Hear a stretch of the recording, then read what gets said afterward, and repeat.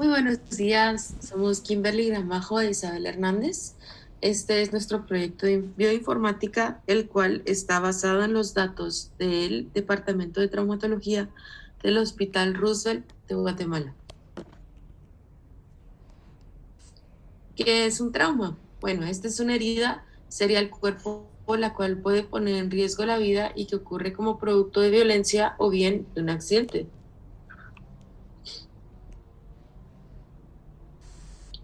El Hospital Roosevelt. Este es un hospital nacional, el cual fue creado en 1944 y fue llamado así en honor al presidente estadounidense Franklin Delano Roosevelt, debido a que en su gobierno se ayudó en gran parte a la construcción de este. Ya para 1955 se había culminado el hospital. Este queda en la calzada Roosevelt, en la quinta calle de la zona 11, y brinda atención a toda Guatemala, tanto la capital como algunos pacientes que son referidos de sus departamentos. Traumas ingresados al Roosevelt. Todos los días ocurren accidentes que pueden poner en riesgo la vida de las personas en Guatemala. En caso de que estos ocurran, pues los bomberos voluntarios y municipales se han tomado la labor de transportar y brindar atención prehospitalaria básica a los pacientes.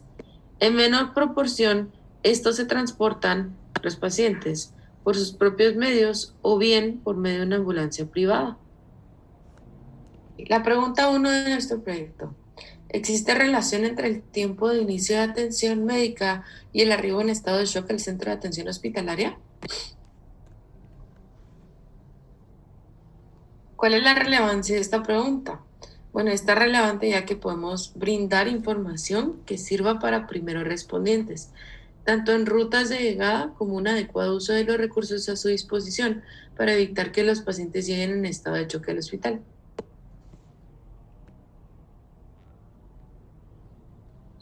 Estadística descriptiva.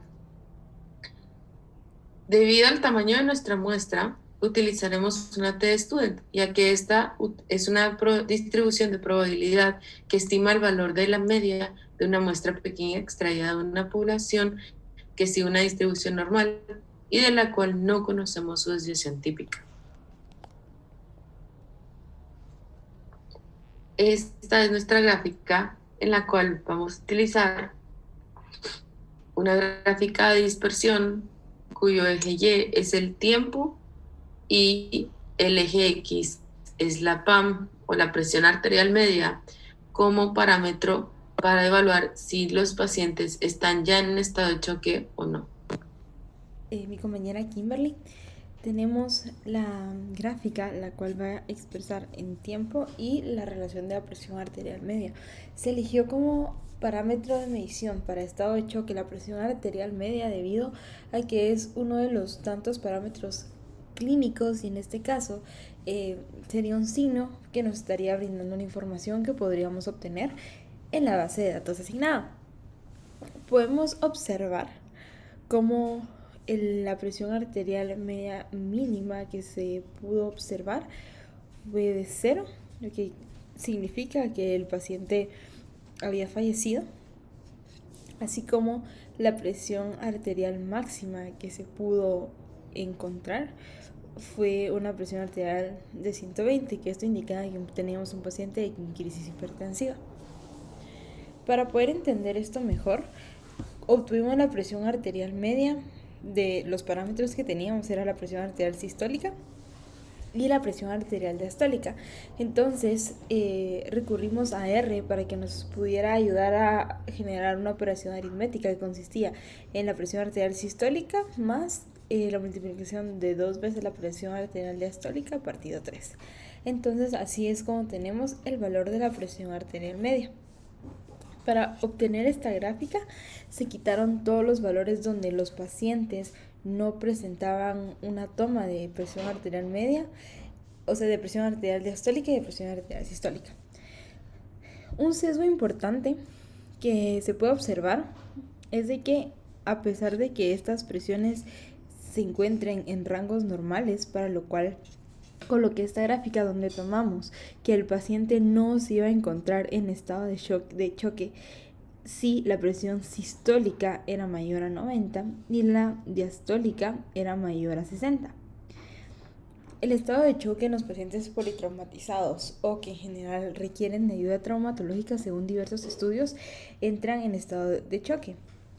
La importancia de esto era conocer si el tiempo en el cual pasaban era un factor determinante. Sin embargo, se encontró que existe una relación, pero no si la relación es significativa, directa o inversamente proporcional.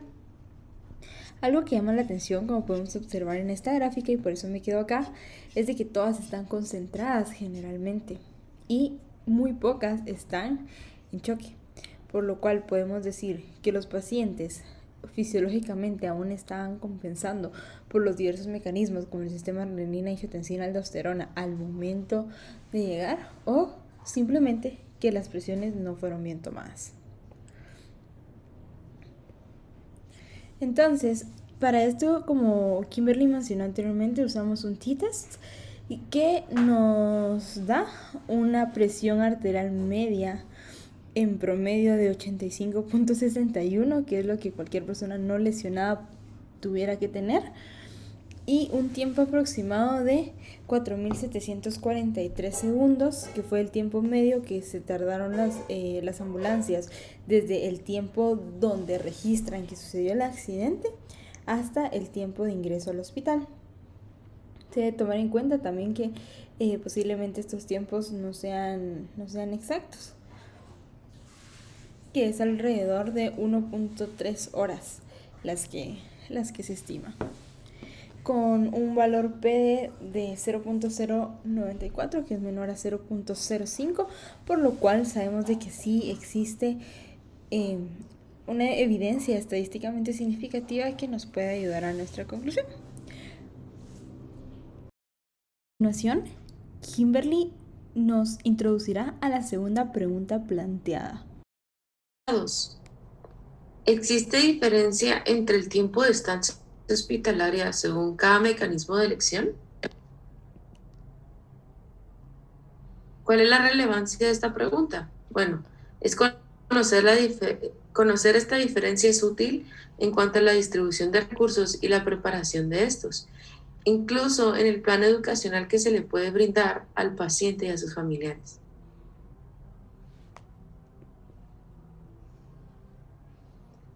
Estadística. Bueno, en este caso utilizaremos ANOVA, ya que este es un análisis de varianza y es el método para examinar las diferencias en las medidas de 3 o más grupos.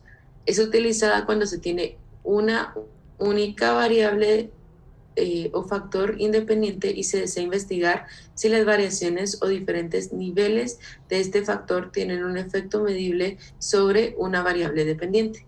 En este caso, el tiempo de estadía hospitalaria es nuestra variable independiente y el mecanismo de lesión es nuestra variable dependiente. Los mecanismos de lesión. Bien, en este caso, estos ya eran pacientes seleccionados, los cuales sí tuviesen un tiempo de ingreso y un tiempo de egreso. Los mecanismos son los siguientes. Accidente automovilístico tuvimos 29 sujetos, accidente motociclístico fueron 50, herida de arma blanca fueron 13, herida por arma de fuego 44, vapuleados fueron 6, atropellados 28, intento suicida 1, caída 11 y otros 3. Tenemos los diversos tipos de lesión con la frecuencia de lo mismo. Logramos obtener esta gráfica por medio de ordenar LEAR, clasificar los tipos de lesión que tenían los pacientes por medio de una tabla de frecuencias. En la tabla de frecuencia pudimos poner cada tipo de lesión con la frecuencia de que aparecieron en nuestra base de datos. Entonces, en el eje X tenemos el tipo de lesión y en el eje Y la frecuencia de las mismas. Podemos observar que los accidentes automovilísticos y por motocicletas son los más incidentes, mientras el menos incidente es un intento suicida que no se logra observar en la leyenda acá, debido a que R no lo genera como por espacio. Sin embargo, es únicamente uno el que se presenta. Y podemos ir viendo cómo el resto se puede ir graficando. A continuación, anteriormente únicamente mostrábamos las lesiones y la incidencia de las mismas. Ahora lo que se puede observar son las lesiones, el tipo o el mecanismo de lesión versus la estancia hospitalaria en promedio que llevan estos pacientes por medio de obtener la media de la fecha de ingreso y la fecha de egreso. Nuestra base de datos no nos daba los días de estancia, únicamente generaba la fecha de egreso y la fecha de ingreso. De esta lista y de las medias en general se quitaron a los pacientes a los cuales no tenían datos de fecha de egreso o de ingreso para no tener que trabajar con muestras desaparecidas. Entonces, el accidente que requiere mayor tiempo de estancia son los pacientes vapuleados o los que están en otros, lo cual tiene sentido debido a los múltiples traumatismos que estos pueden presentar. Mientras el del menor tiempo fue un intento suicida debido a que el paciente fue egresado el mismo día. Sin embargo, un factor de sesgo es de que esta base de datos nos da el tiempo de egreso e ingreso a la unidad de traumatología, no así del Hospital Roosevelt, por lo cual pueden ser de que estos pacientes hayan sido transferidos a otros encamamientos como medicina interna, psicología, psiquiatría, cirugía general, etc. A continuación podemos observar un boxplot el cual nos da la información que va a contestar a nuestra pregunta. Si existe relación entre los mecanismos de lesión y el tiempo hospitalario, que es lo que podíamos apreciar en la gráfica. Sin embargo, aquí lo podemos observar. Si nos podemos dar cuenta, acá sería un número 8 según los mecanismos que estamos teniendo. Mientras acá el mínimo es el 0, como lo pudimos observar, que es el intento suicida. Lamentablemente no se pudieron arreglar este espacio de tiempo por medio de R abajo. Sin embargo, considero que es una muy buena forma de poder observar gráficamente cómo las lesiones van a contribuir a los días hospitalarios. Entonces, nosotros tenemos un manejo de tiempo y encamamientos y lamentablemente el Sistema de Salud Nacional de Guatemala no posee las suficientes camas para la cantidad poblacional que se posee, por lo cual el tiempo que los pacientes permanecen en un encamamiento tiende a ser agilizado y no se toman en cuenta la calidad de la atención, sino es un factor que va más a cantidad, por lo cual podemos observar que máximo una semana de encamamiento para un paciente que ha tenido múltiples lesiones llega a la misma conclusión que teníamos anteriormente, donde posiblemente este paciente no haya terminado su tratamiento hospitalario, sino únicamente sido transferido a otra unidad. Estas son las diferentes referencias que hemos consultado para poder establecer relación entre los mismos. Gracias por su atención. En el correo también se adjunta el documento de R para poder tener la programación exacta que se utilizó.